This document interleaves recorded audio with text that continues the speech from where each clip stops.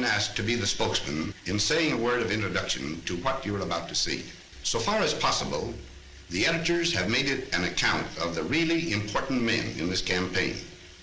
I mean the enlisted soldiers, sailors, and airmen that fought through every obstacle to victory. Our sons this day have set upon a mighty endeavor to set free a suffering humanity. To wage war against a monstrous tyranny. You are about to embark upon the great crusade toward which we have striven these many months. Their road will be long and hard, for the enemy is strong. He may hurl back our forces, but we shall return again and again. We shall fight on the beaches, we shall fight in the fields and in the streets. The eyes of the world are upon you. The hopes and prayers of liberty-loving people everywhere march with you. The struggle to preserve our republic and our civilization. The free men of the world are marching together to victory. They will be sore tried without rest until the victory is won. Victory. Victory at all costs. Victory in spite of all terror.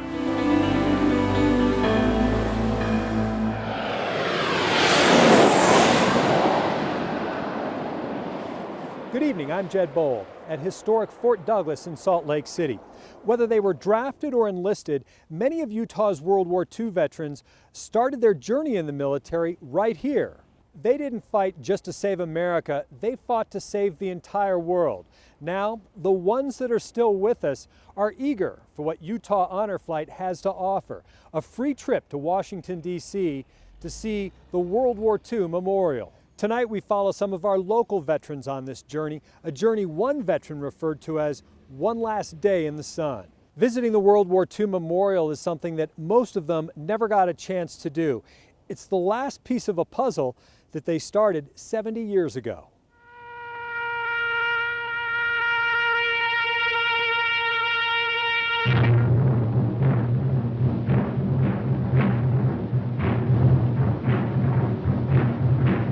Der Führer und auf ihren Schultern tragen den deutschen Staat, das Deutsche Reich. A lot of his doctrine in the beginning sounded really good. They were far ahead in their military. I never could understand how intelligent people would follow him, but they were doing it.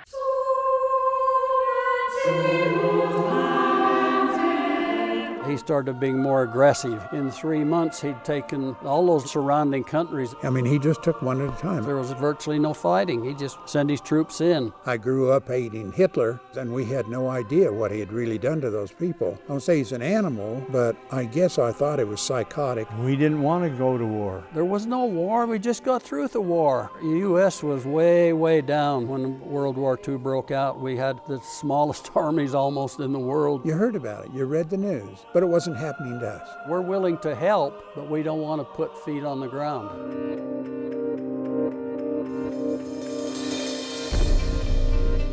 Japan felt isolated because World War II, Europe, and Hitler, at that point in time, they weren't even in the picture. They had invaded northern China. The war was everywhere in those islands. We should have known, had some clue that they were going to come in and do something. Totally in secrecy, they attacked Pearl Harbor that Sunday. A surprise, unprovoked attack was shocking to the people. Our military wasn't training to go to combat until the explosion.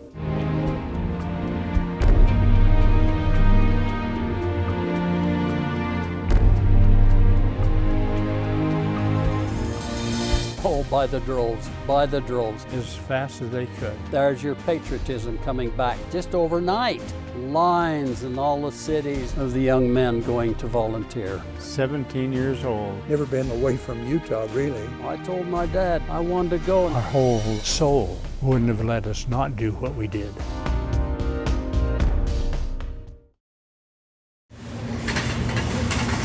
He doesn't drive anymore. One of the concessions was that I'd take him wherever he needed to go. Once a month, Hope they have red roses. Hope they have roses today. Yvonne Bennett takes her father shopping. They have red roses. I can see them. Even after 64 years of marriage, Mark Barrett simply has to pick up some flowers for his wife. These should be all right. To him, this choice isn't any more difficult than the one he made back when he was a teenager. I was in my last year of high school, and I received a letter from Uncle Sam telling me to report to Fort Douglas, and we could put in a request for which branch of service we wanted. So I told him I'd like to have the Navy. My rationale in my youth was I figured if I had a good bed, it was going to be a clean one. If I was in the Army, I may not have a bed to sleep in. But having a clean bed certainly did not mean he was out of harm's way. Barrett was sent to the Pacific, to Okinawa.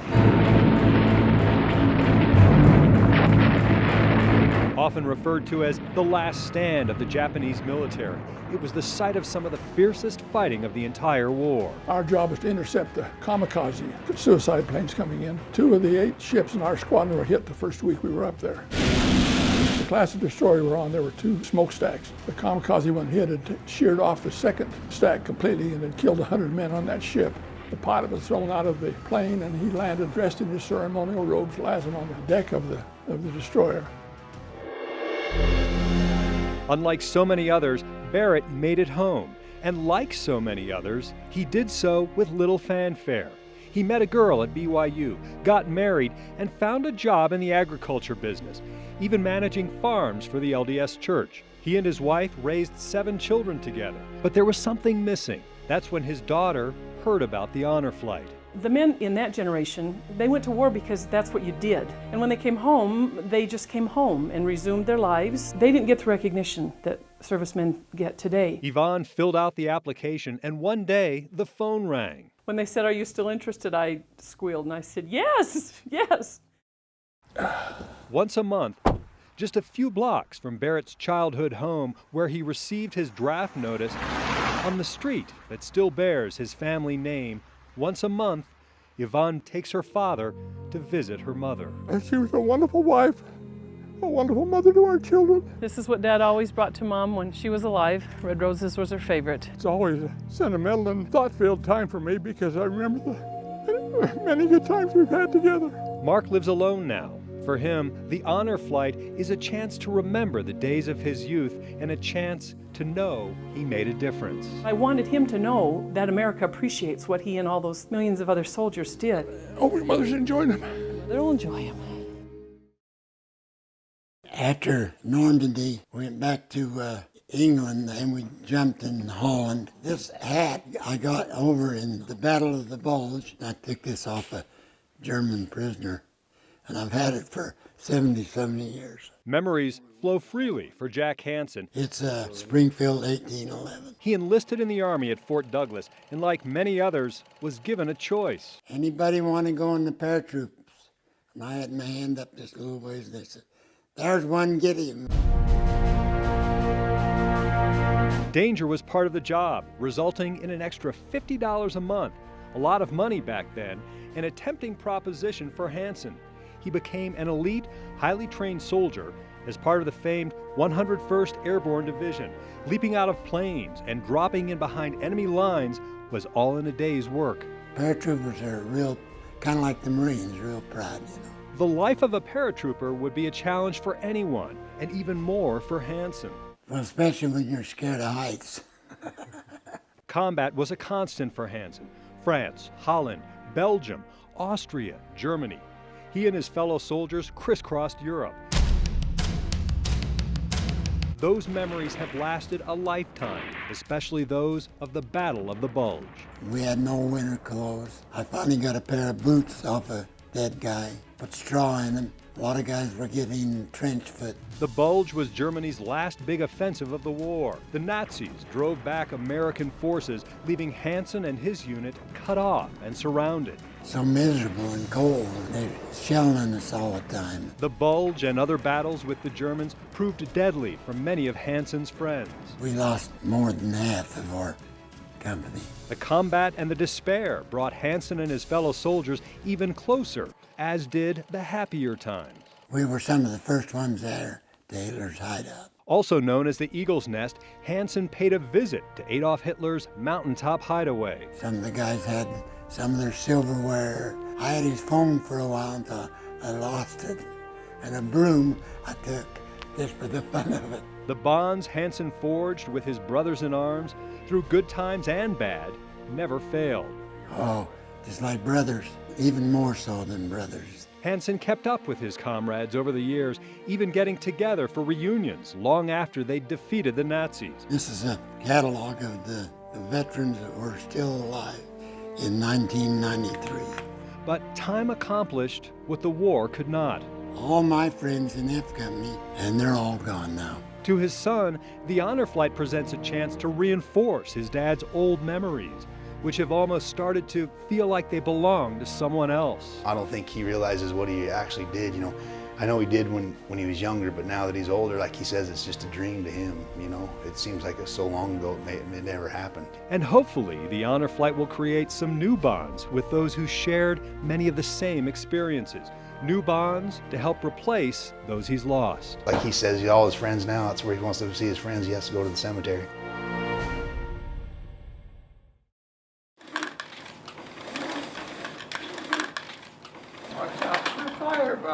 They promised to stay out. Don Pickett opens the door to the view from his balcony. I see heaven on earth. It's the most wonderful view to end my life. Don says his memory is nearly perfect. The view in his mind is very different from the one in front of his eyes. Almost all of these buildings, they're all new. 93 years of memories is a lot to live with. The past lies behind every door, especially memories of command, memories of Europe, memories of war.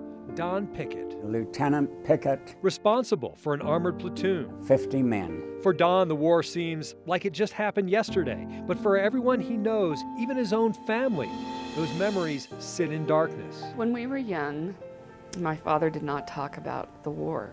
He got on with business, and even though he brought back tokens of the war, his helmet, and we played army, he didn't talk about it. In many ways, Don was a stranger to his own family. I know this was a huge part of his life, not in years, but emotionally. There are things I know and have experienced, but I haven't told them yet. If you were sad about it, or if you needed to talk about it, that was not the culture then. If you were having emotional problems as a man in the 1940s and 1950s, that was not acceptable. You just kept them to yourself. Don's daughter knows that after 93 years, her dad's time is running short. For her, the honor flight is a key, a last-ditch attempt to unlock her father's past and open the door to a man she's never had the chance to know.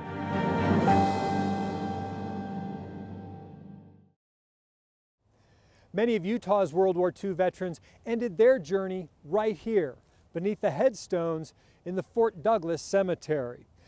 The World War II memorial was not dedicated until 2006, and by that time, so many of the veterans had already passed away, while others were either too infirm or couldn't visit for other reasons. Nationally, World War II veterans are dying at a rate of more than 500 a day. Here in Utah, there are only about 8,000 left. That's why Utah Honor Flight spends thousands of volunteer hours to get every detail just right. For many of us, the World War II Memorial is a monument to the sacrifices of an entire generation. But for these World War II veterans, the connection that they feel is indescribable.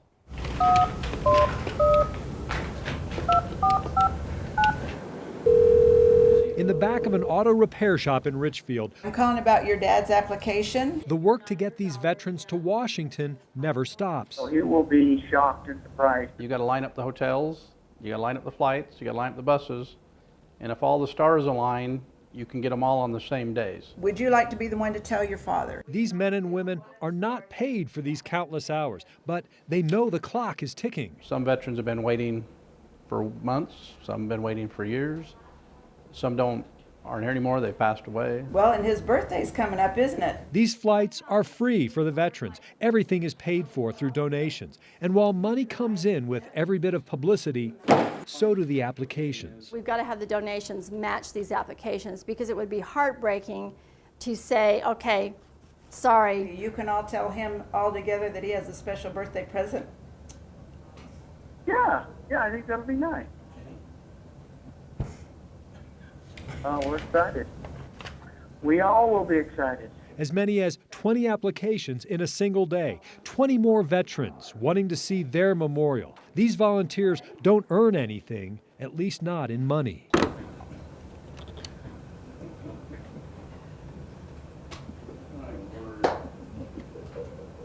If he didn't have a birthday, it would have been okay.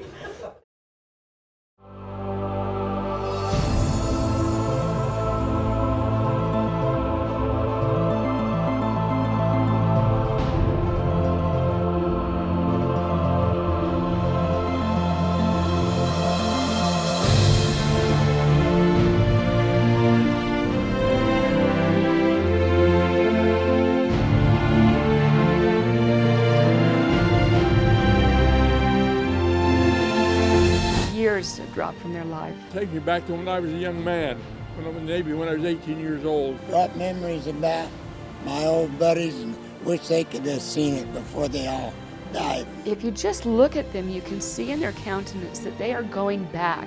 The wrinkles fall away, the eyes get bright, the memories are right there. I was gratified to be here this morning. It's a wonderful, wonderful feeling.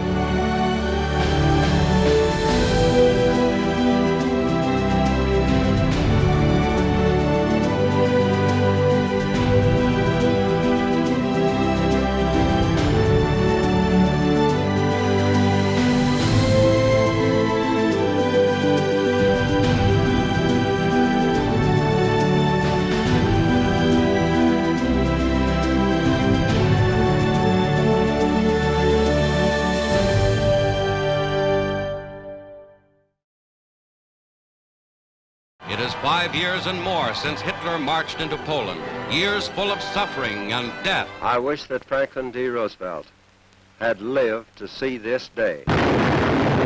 VE Day, Victory in Europe. The unconditional surrender of Japan. VJ Day, Victory in Japan. The world erupted in celebration, but many veterans were still overseas when the war ended. By the time their service was up, they returned to a country trying to move on. A country trying to leave the war in the past. I know the big cities had those ticker tapes where the troops were marching through the big cities, but I wasn't aware of much happening here. Parades were already over when we got home. We were back and we were ready to start our life. Get a job and go to work. We came home on the bus with a bag on our back. We came back on the train. But we did not have any big welcome home party. The train broke down, so we hitchhiked. We didn't want to really remember the horror. Nobody wanted to hear they'd had enough of war. It was a time of get on with it. We want to make sure that not only they're appreciated on the trip, but when they come home, we want friends and families, we want communities. All they know is that friends and family are going to pick them up.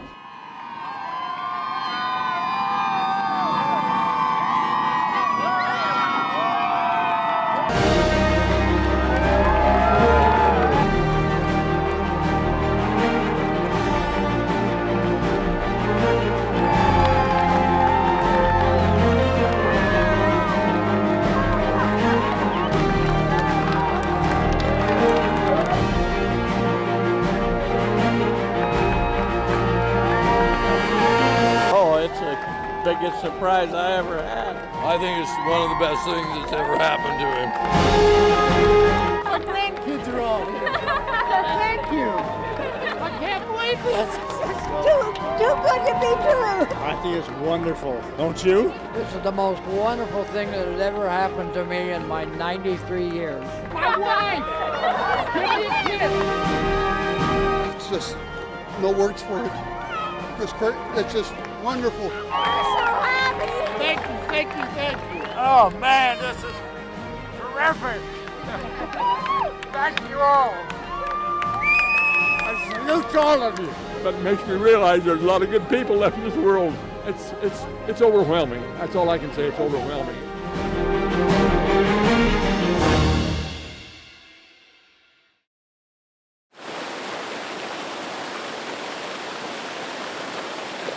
For the sailor, the honor flight brought memories of happier times and the knowledge that going to war was worthwhile. He's very quiet about a lot of things, but many times I could see the tears or the emotion. I didn't ever think I'd have a chance to see it. I've had a very good, long life. I've seen lots of places, met lots of people, but this was kind of the culminating factor for me. For the paratrooper, the honor flight forged new bonds of brotherhood, a chance to replace those he lost when his fellow soldiers passed on, and a chance to grow closer to his son. I met a lot of good guys. I beamed like a young boy, you know. I think he really enjoyed it more than what he says, you know. He kind of got teared up when he got into the World War II memorial. He was kind of crying and stuff, so I know it kind of brought back a lot of memories for him. I was really proud of my boy that he could go with me and see all this. For the lieutenant, the honor flight changed him in ways no one could have predicted. His daughter's key fit the lock, opening the door to memories he'd never shared with anyone. Don Pickett, Lieutenant Pickett, responsible for an armored platoon. 50 men. 2 of those men never made it home. And I see them every night before I go to sleep. One of those died as Don led his men toward an unmanned German roadblock. Sergeant, who is point today? Durham, sir. And he pointed to Durham standing there. And I said, okay, Durham, get out there. That's your job. He took just a few steps and was killed. That roadblock was manned. The second died in an assault on an SS officer training school. They let us get halfway there and opened up on us. We didn't know where it was coming from. My man who was operating a machine gun just tried to find any spot where it might be coming from, and he was shot and killed immediately. Memories of command, memories of war, memories of guilt. For the past 70 years, Don says he's spent each and every day since wondering what he could have done differently. Oh, my memory, it stays with me. Memories his daughter says she's never heard before. On this trip, it was almost like he now had permission to talk about it because everybody there had gone through similar situations. They all had trauma, they all had losses, and it was okay now to talk about it. Memories of war, memories of guilt, a burden Don no longer has to carry alone. Well, I think he's a lot different. I don't have to prompt him or plead for stories of his experiences in the war. He just will spontaneously share them. It's a release.